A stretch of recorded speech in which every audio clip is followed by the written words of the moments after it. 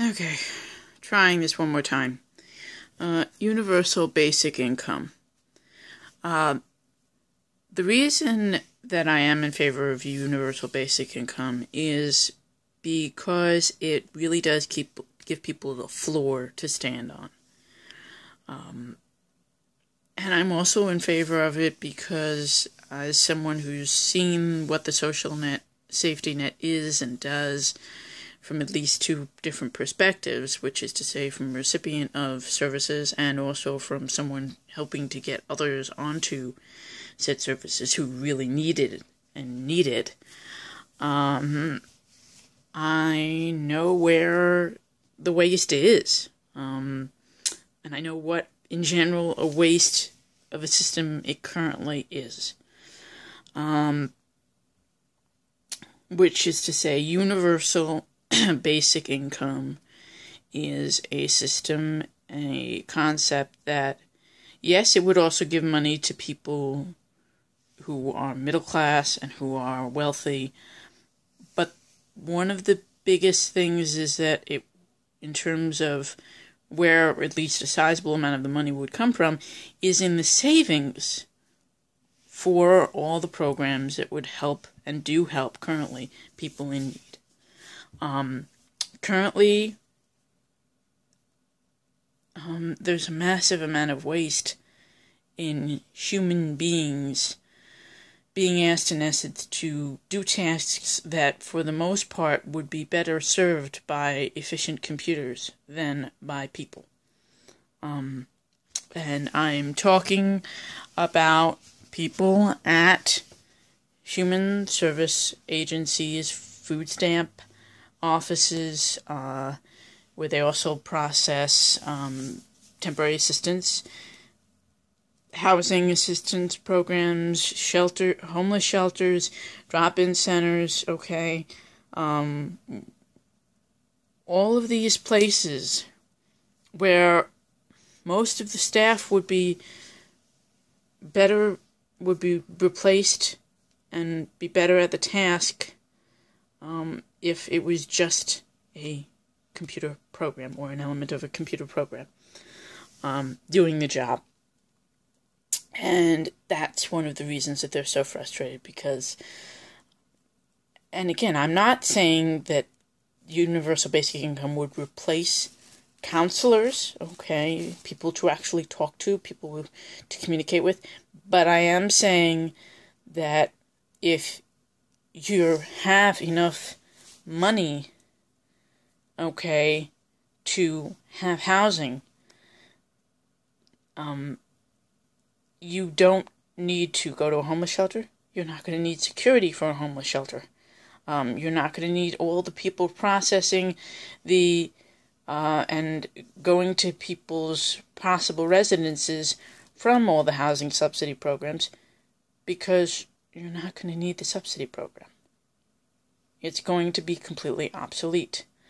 All of the buildings that are currently shelters at various phases and forms, all of the buildings that are different kinds of processing centers, again, they would no longer be needed. They could be used either for housing or for other buildings, regular housing. And therefore, you would be saving, okay, a massive amount of money, which, again, all of this money that's currently being spent on all those different spots, all those different places, can be put towards a better system that is universal basic income. And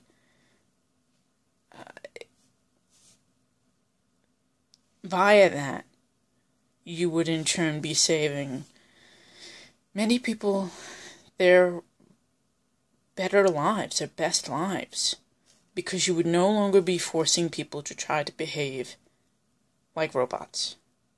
You would no longer be saying to people, you must do this work. You must try to get as fewer people to get through this rigmarole of a system to receive benefits as possible, because if you manage to do that, then you will get promoted, or at the very least you won't get fired and have to be on the receiving end of things. And unfortunately, at least in some of these agencies, that's kind of the culture.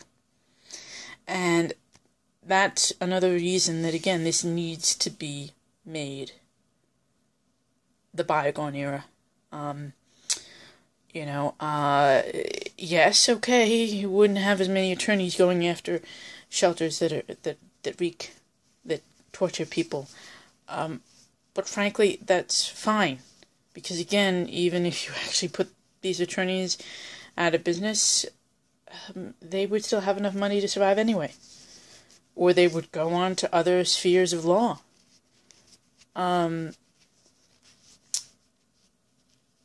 We need to allow people to get into their best selves. And we need to accept the fact that mechanization, which is to say the reduced need for people as a percentage to have gainful employment, is an ever-growing concept as we get more technologically advanced. Currently, in terms of real percentage of people that do not have jobs in this country, we have about a 40% unemployment rate. And it's not that, by the way, it's not immigrants that are taking the jobs. They're not that high a percentage of jobs. And indeed, if you took the, illegal or, and actually the illegal and the visiting workers, combined them, you still wouldn't get the number of people that would be needed to revitalize and repair our crumbling, well, really, in many ways, our crumbled infrastructure in this country. So, overall, that 40% unemployment rate, real unemployed, it's not going to go down as we continue to advance technologically. It's going to continue to go up. And that's another reason, and it's discussed in other videos, why universal basic income is going to be such a need. The only other alternative is to try to massively raise the minimum wage, which is to say in order to have everyone, at least in some or most people, in some form of paid employment, earning something that could allow them to survive without all of these different programs, subsidy programs in terms of housing, food, food stamps, and other programs, you would need to raise the minimum wage to be about between, depending upon which part of the country, $300 to $600 an hour, as you reduced the number of hours of full-time employment to about 8 to 12 hours a week. And you would still have the problem of people being forced into jobs that they really revile and that are, in some instances, useless. And therefore, there's a limit to what even that is going to do. But there is no real limit to where the floor is, where the bottom is going to drop out if you give, and if the system is changed to universal basic income. Shalom.